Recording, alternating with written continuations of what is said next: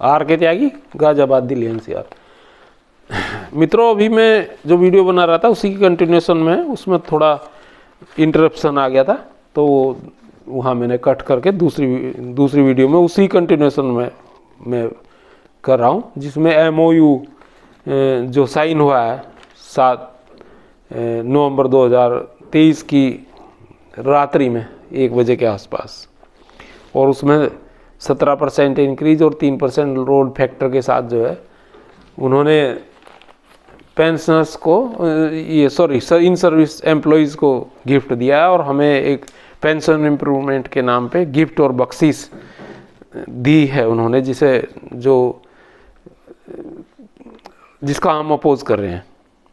Government, मैंने उसमें बताया वीडियो में कि गवर्नमेंट किस तरह से हमें डबल क्रॉस करी है, फाइनेंस मिनिस्ट्री ने किस तरह से 2020 में बातें की IBA के 75वें अधिवेशन में, और उसके अलावा एक इंटरव्यू में, और BMS के शीर्ष नेताओं को अभी पिछले 1-2 महीने पूर्व, और आईबा पार्क और दूसरे रिटायरी हमारे जो संगठन है उनको भी भरोसा दिया था, लेकिन वैसा हुआ कुछ नहीं। और इन्होंने नया सिगोफा और नया जुमला एक पेंशन इम्प्रूवमेंट के नाम से दिया है इस MOU में, जो हमें स्वीकार्य नहीं है। और ये सारी चीज़ें उसमें वीडियो में आपको मिलेंगी, ये तो मैंने नटसेल में आपको बता दिया है। ये जो बख्शीश और गिफ्ट है ये हमारी राइटफुल डिमांड नहीं है,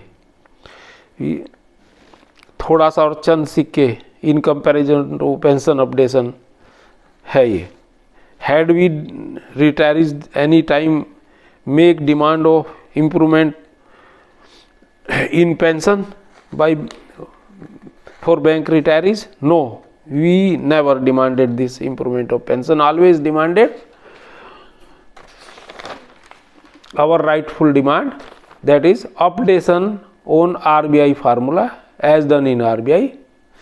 दूसरा, to remove special allowance anomaly and to calculate superannuation benefits on special allowance for retirees with effect from 1st November 2012 retirees, pension and gratuity etc. on it. Base medical insurance policy for 4 lakhs for all retirees at bank's cost, ये हमारी demand थी। Other issues, commutation period 15 years to decrease to 12 years and gratuity recalculation 26 days, DA gratuity etc. their own as पर decisions of ALC and DLC, ये हमारी demands थी। सभी pensioners और activist साथियों ने तीव्र प्रतिक्रिया इस संबंध में दी है, और ये प्रतिक्रिया हमारे पास आ रही हैं। सभी पेंशनर्स 12वें वेतन समझौते को MOU 7 नवंबर 2023 के विरुद्ध कोर्ट में स्टे लेने का लगातार आग्रह कर रहे हैं, तथा जो भी संबंधित कार्रवाई एक्टिविस्ट, सीनियर एक्टिविस्ट करते हैं, और उसमें आर्थिक सहभागिता की अपील भी कर रहे हैं सभी लोग। शीघ्र ही इस विषय में मीटिंग्स में जाने की व्यवस्था हमारे साथी लोग कर रहे हैं, और आगे जो भी हो उसमें सभी की सहभागिता तथा हर प्रकार का सहयोग देने की अपील लगातार हमारे सभी एक्टिविस्ट और रिटायरी साथी कर रहे हैं, और हमारे अन्य एक्टिविस्ट साथियों के पास भी ये सब रिएक्शंस आ रहे हैं। Not only to me but other retirees friends.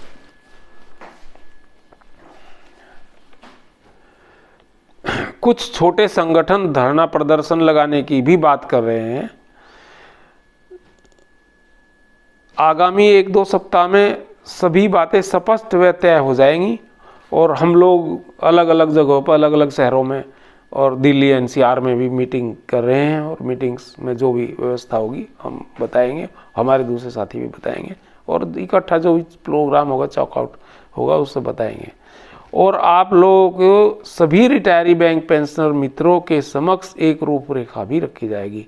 अभी MOU को 180 दिन के अंदर एग्जीक्यूट होना है, और एक सिटिंग बैठक IBU की और होगी, जिसमें बाकी सभी मॉडलिटीज, कैलकुलेशन और अपूर्ण बातें निश्चित होंगी और सभी चीज़ें फाइनल होंगी, किस तरह से क्या कैसे कैसे डिसाइड होना है और कितना क्या मिलना है किसको, ये सब फाइनल होगा।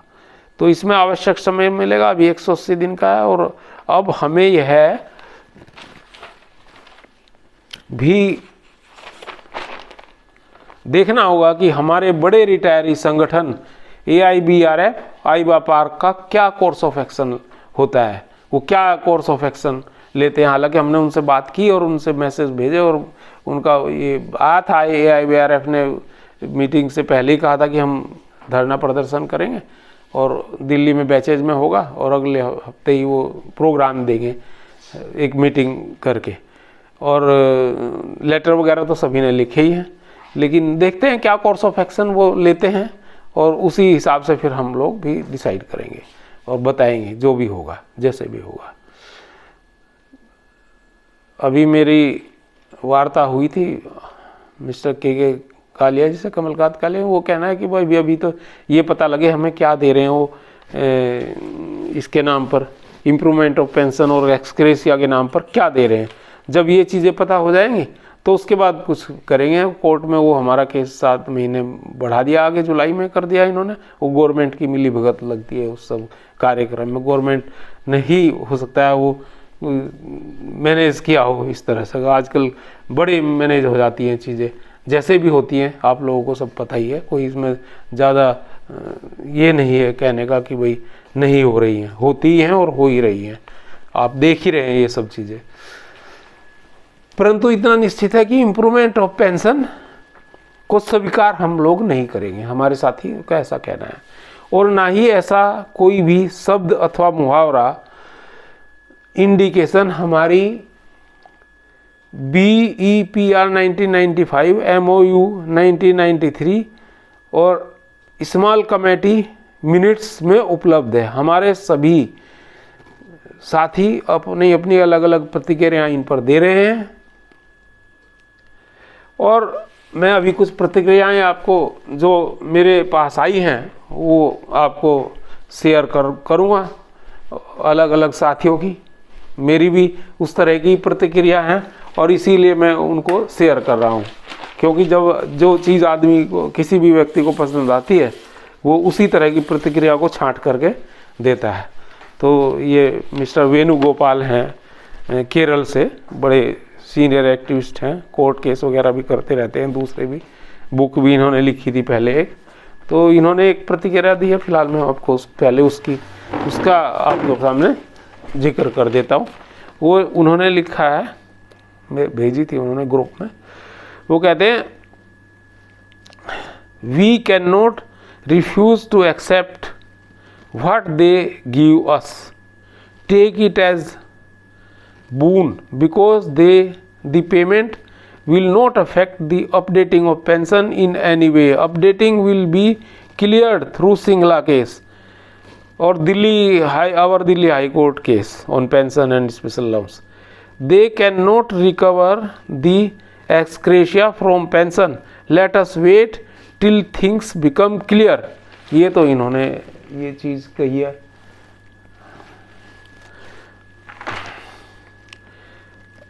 मिस्टर वसंत वानकुड़े ने एक रिट इस BPS के विरुद्ध फाइल ऑलरेडी मुंबई में किया हुआ है। MOU होने से पहले 5-6 दिन पहले कर दिया था, 30 तारीख में, 30 नवंबर को, और ये हुआ है 7 दिसंबर को। और वह जनवरी माह में सुना भी जाएगा, जिसे पेंशन इम्प्रूवमेंट का विरोध किया है, क्योंकि इन्होंने अपनी उसमें कहा था पेंशन कम्युनिकेशंस में, UFB लीडर्स ने, तो इसको इसीलिए उन्होंने इस आधार पर वो लगाया था। तथा अन्य विषय भी हमारे पेंशनर साथियों ने रिटायरी इशूज़ को लेकर के ये इस रिट में रखे। वो मैंने एक वीडियो में सब 5-6 विषय थे वो सब बताए थे। स्टे ऑर्डर की भी डिमांड की है और ये स्पेशल अलाउंस और ये कुछ जो इंश्योरेंस प्रीमियम हमसे अधिक लिया गया इसके रिटर्न की बात है, और भी कई चीज़ें हैं जो डी न्यूट्रलाइजेशन है प्री 2002 का, उसके एरियर की बात भी, और कुछ चीज़ें हैं वो सब उसमें लिखी हैं उन्होंने, इस रिट में शामिल किए हैं। वो जनवरी में डिस्कस होगा वहाँ कोर्ट में मुंबई।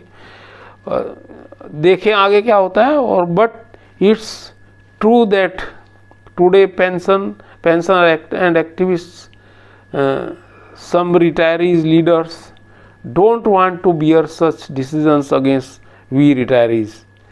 अब एक हमारे बड़े सीनियर एक्टिविस्ट हैं मिस्टर रमेश भटेजा जी, बहुत अच्छा लिखते हैं और बड़ा वो है, उन्होंने भी एक अपनी प्रतिक्रिया लिखी है और आई है मेरे पास, तो उनका भी मैं आपको बता देता हूँ उन्होंने क्या लिखा है। वो कहते हैं,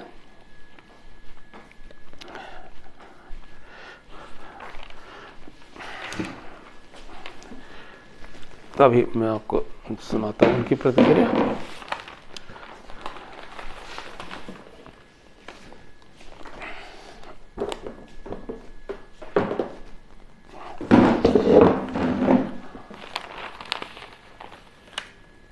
mister Ramesh Bhateja ji,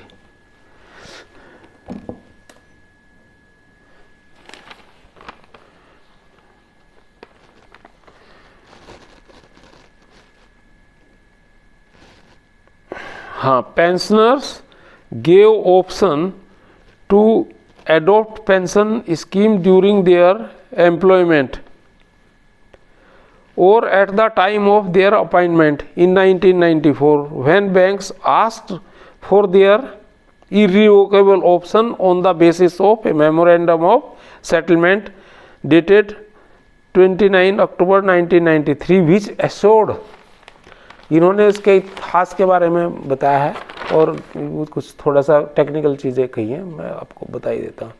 which assured updation on RBI formula as done in RBI, sorry ये गलत हो गया, मैं दूसरा था।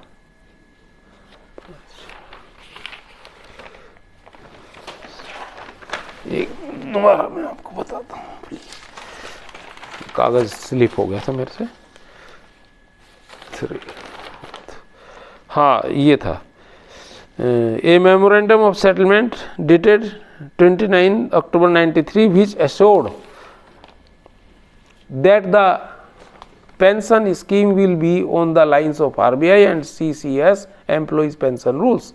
The moment we gave option for pension scheme and banks debited their share lying in our PF account,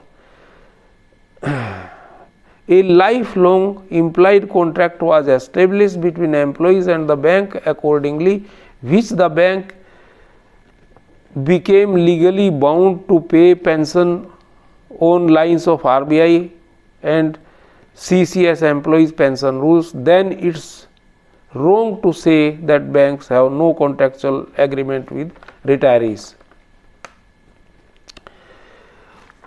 The pension has already been revised in RBI with effect from March 1993 and again revised in 2022.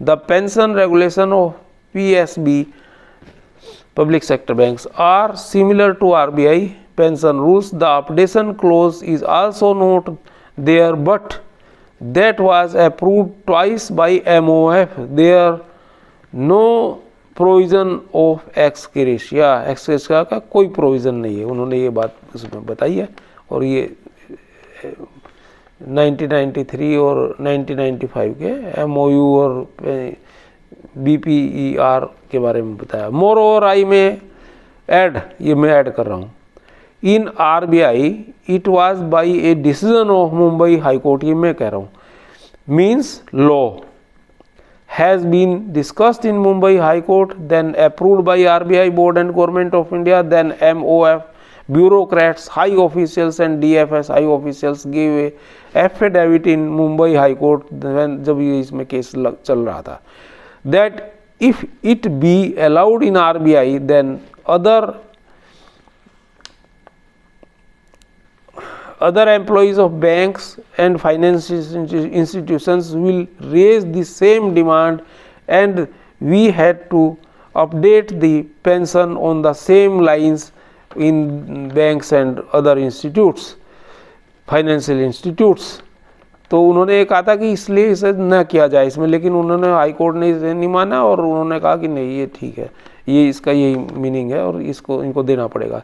It was hence it was very clear to MOF and DFS official that in nationalized banks they had to execute pension updation on the RBI lines if we paid it in RBI to RBI employees।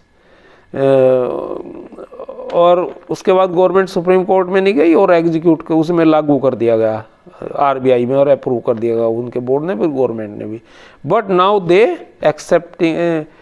Are not accepting it and they are opposing it. तो ये अब इसमें इन्होंने दूसरी line पकड़ी है। तो ये एफिडेविट का भी बहुत बड़ा महत्व होता है और वो भी मुंबई हाई कोर्ट में उन्होंने दिया है। ये कुछ तथ्य मैंने आपके सम्मुख रखे और अन्य वीडियोस के साथ को रिलेट करें। पिछले 5, 10, 15 दिन में जो मैंने वीडियो बनाए उनके साथ इसको को रिलेट कर लें। कल भी एक वीडियो अपलोड किया था। Thank you friends. Struggle and struggle, fight and fight fast. उठो और इस सेकेंड इनिंग में संघर्ष करो, क्योंकि हम हर दिन व्यक्ति मरते तक संघर्ष में तो रहता ही है वैसे भी, और सफलता संघर्ष से ही आएगी। नमन, सल्यूट, क्रांतिकारी अभिवादन। संपन्न, प्रसन्न, स्वस्थ रहें, सहपरिवार मंगल में रहें। जय भारत, जय सनातन समाज संस्कृति। ओम ब्रह्मा विष्णु महेश जी नमः। आर के त्यागी गाजावाद। Thanks sir.